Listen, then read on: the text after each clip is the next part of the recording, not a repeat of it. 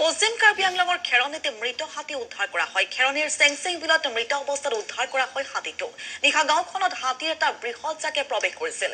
কুঁহিয়াৰতলীত ৰাইজে প্ৰত্যক্ষ কৰে মৃত হাতীটো। খাদ্যত বিষক্ৰিয়াৰ বাবে হাতীটোৰ মৃত্যু হোৱাৰ সন্দেহ প্ৰকাশ কৰিছে একাংশ লোকে। ইতিমধ্যে ঘটনাস্থলীত বন বিভাগৰ লোক উপস্থিত আছে।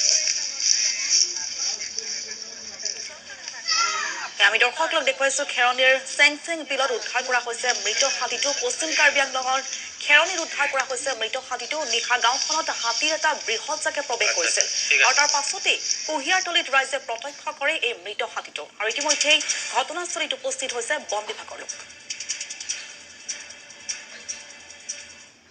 ৰাতিপুৱা কেইজনমানে ঘাঁহ কাটিবলৈ যাওঁতে দেখা পালে এটা মৰি আছে। আমিও খবৰ পাই আহিলো, দেখিলো হয় মৰিছে। কিন্তু ৰাতি এনে হুলস্থুল হৈছিলে হাতীৰ জাক এটা।